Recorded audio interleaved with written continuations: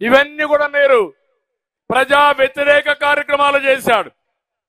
స్వార్థం తప్ప ఎక్కడా ప్రజాసేవ లేని పరిస్థితికి వచ్చాడు.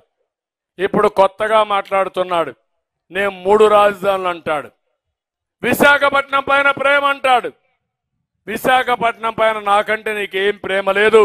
విశాఖపట్నాన్ని అభివృద్ధి చేసిన పార్టీ తెలుగుదేశం పార్టీ అని చెప్పి నేను మీకు తెలియజేస్తున్నా. ఈయనకు విశాఖపట్నంలో ఆస్తుల మధ్య ప్రేమ. నేను ఎప్పుడో 2003లో రామానాయుడు స్టూడియో వస్తే హైదరాబాద్ మారిగా విశాఖపట్నంలో కూడా షూటింగ్ జరుగుతుంది, ఇక్కడ అభివృద్ధి అవుతుందని 35 ఎకరాలు ఇచ్చాను. అక్కడి నుంచి కొన్ని ఫ్లోర్లు వాళ్ళు కట్టుకున్నారు. ఇతను వచ్చి దాంట్లో వాటా అడిగాడు. 15 ఎకరాలు వారగా తీసుకున్నారు. పర్మిషన్ ఇచ్చి లేఅవుట్ వేశారు.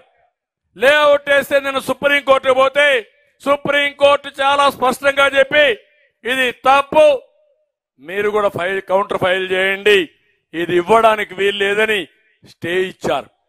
అంటే మీరందరూ గుర్తుపెట్టుకోవాలి, ఈ జగన్మోహన్ రెడ్డికి విశాఖపట్నమైన ప్రేమ కాదు, అక్కడ భూముల పైన ప్రేమ, ఆస్తుల పైన ప్రేమ, దాన్ని దోచుకోవడానికి వచ్చాడు తప్ప ఈ ప్రాంత అభివృద్ధి కాదని మరొకసారి మీ అందరికీ తెలియజేస్తున్నా. మా తమ్ముడు చేత రిషికొండ ఏమైంది? బోడిగుండు అవునా కాదా? రేపు ఇక్కడికి వచ్చాడంటే అరకులో ఏ కొండ ఉండదు, ఇంకా అన్నిటికీ గుండు కొట్టేస్తారు. అదే జరుగుతా ఉంది. అక్కడ లాటరైట్, అక్కడ KGF మరి తయారు చేశాడు, KGF 3. ఎక్కడికి పోతున్నాడో నాకైతే అర్థం కావడం లేదు. ఇలాంటి చేస్తే ఈరోజు విశాఖపట్నం కూడా ప్రజలు భయపడిపోయే పరిస్థితికి వచ్చారు. అందుకనే నేను మిమ్మల్ని అందరినీ ఒకటే కోరుతున్నాను.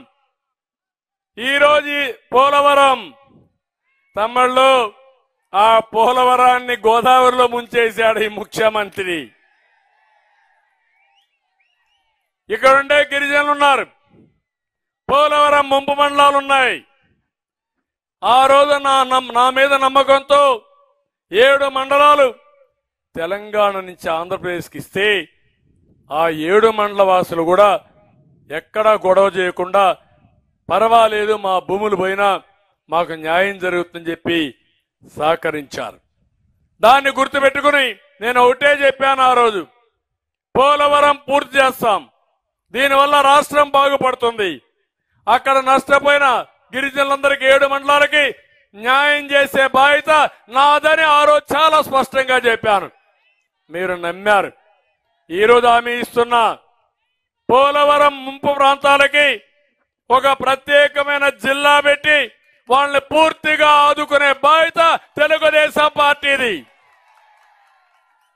ఇంకో పక్క బాధ, పోలవరం ప్రాజెక్ట్ ఈరోజు చూస్తే 72% మనం పూర్తి చేసి డయాఫామ్ వాల్ మునిగి కొట్టుకొని పోయింది. కాఫర్ డ్యాములు కూడా మొత్తం తెగిపోయినాయి. గైక్ బండని పెట్టారు, అది కూడా కుంగిపోయింది. ఇవన్నీ చూసిన తర్వాత బాధేస్తుంది. ఇది కేంద్రం ఇచ్చే ప్రాజెక్టు, వాళ్లే నిధులు ఇస్తారు. ల్యాండ్ ఎక్విజిషన్ కానీ R&R కానీ వాళ్లే ఇవ్వాలి. అలాంటి మంచి ప్రాజెక్టు కూడా నాశనం చేసే పరిస్థితికి వచ్చాడు. అమరావతి పోయింది, పోలవరాన్ని నాశనం చేశాడు, గిరిజనుల అభివృద్ధి పట్టించుకోలేదు, మాటలు మాత్రం చెప్తాడు. ఏ పని చేయకుండా చేసే వ్యక్తి మోసకారి ఈ ముఖ్యమంత్రి అని చెప్పి కూడా నేను మీకు తెలియజేస్తున్నా. అందుకే ఈ రోజు ఒకటే గుర్తుపెట్టుకోండి, జగన్ పని అయిపోయింది. ఈ రోజు ఈ యొక్క అరకు చూసిన తర్వాత ఇంకెక్కడ కూడా గిరిజన ప్రాంతంలో కూడా గెలిచే పరిస్థితి లేదు.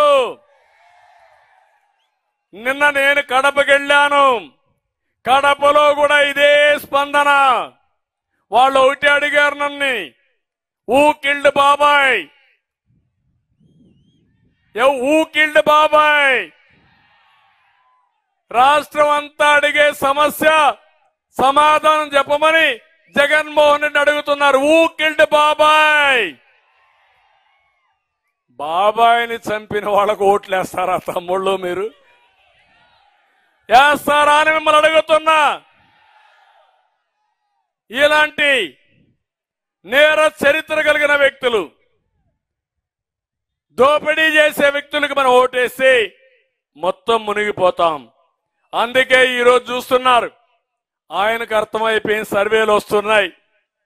ఏ ముగ్గురిని అడిగినా ముగ్గురు కూడా ఈసారి నీ పని అయిపోయింది, మేము తెలుగుదేశం పార్టీ జనసేనకి వేసుకుంటామని అందరూ చెప్పే పరిస్థితికి వచ్చారు. తెలుగుదేశం జనసేన సూపర్ హిట్, మీకేం అనుమానం లేదు. 100% మనమే గవర్నమెంట్ ఫామ్ చేస్తున్నాం. కౌంట్ డౌన్ ప్రారంభమైంది. ఇంగుండేది 81 రోజులే. ఈ 81 రోజుల తర్వాత మంచి రోజులు వస్తాయి మీకు. అది నా భరోసా. అందుకే నేను ఒక హామీ ఇచ్చాను మీకందరికీ. బాబు భరోసా, భవిష్యత్ గ్యారంటీ. ఇది ప్రతి ఒక్కరికి హామీ ఇస్తున్నా. నష్టపోయిన ప్రతి ఒక్కరిని ఆదుకుంటా. మా ఆడబిడ్డల్ని ప్రత్యేకంగా, ఇంట్లో ఎంతమంది ఆడబిడ్డలుంటే 18 సంవత్సరాల నుంచి 60-59 సంవత్సరాల వరకు ప్రతి ఒక్క మహిళకి 1500 రూపాయలు నెలకు పంపించే బాధ్యత నాది. ఆరో డాక్రా సంఘాలు పెట్టింది కూడా నేనే, దీపం పెట్టింది కూడా నేనే.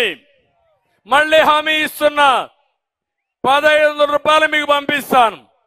ఇంకో పక్క మీ ఇంట్లో ఎంత పిల్లలు చదువుకుంటే అందరికీ 15,000 రూపాయలు చొప్పునిస్తాను. నిబంధనే లేదు. నలుగురుంటే 60,000 వస్తుంది, 5 మంది ఉంటే 75,000 వస్తుంది. పిల్లలే మన ఆస్తి, వారి వల్లనే రాష్ట్ర భవిష్యత్తు. ఇంకో పక్క ధరలు పెరిగిపోయినాయి కాబట్టి ఆ ధరలు నియంత్రణ చేస్తా 3 వంట గ్యాస్ సిలిండర్లు ఉచితంగా ఇస్తానని మా ఆడబిడ్డలకు హామీ ఇస్తున్నా. ఇది కాకుండా ఆర్టీసీ బస్సుల్లో ఉచితంగా ప్రయాణం సౌకర్యం ఏర్పాటు చేసే బాధ్యత నాదని మా ఆడబిడ్డలందరికీ హామీ ఇస్తున్నా. తమ్ముళ్ళు, యువత, మీకు ఉద్యోగాలు ఇప్పించే బాధ్యత నాది. నమ్మకం ఉందా మీకు? జాబు రావాలంటే బాబు రావాలంటే కాదు, జగన్ పోవాలి. డిఎస్సి పెడతా.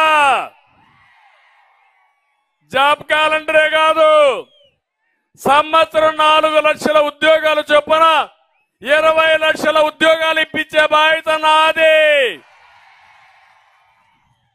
ఉద్యోగం వచ్చే వరకు 3,000 రూపాయలు నిరుద్యోగ భృతి ఇచ్చేది నా బాధ్యత. ఇంకో పక్కన వర్క్ ఫ్రమ్ హోమ్, మీ ఇంట్లో కూర్చొని ప్రపంచంలో ఉండే కంపెనీలకు పనిచేసేట్టుగా మిమ్మల్ని పైకి తీసుకొచ్చే బాధ్యత నాదని మీ అందరికీ హామీ ఇస్తున్నా.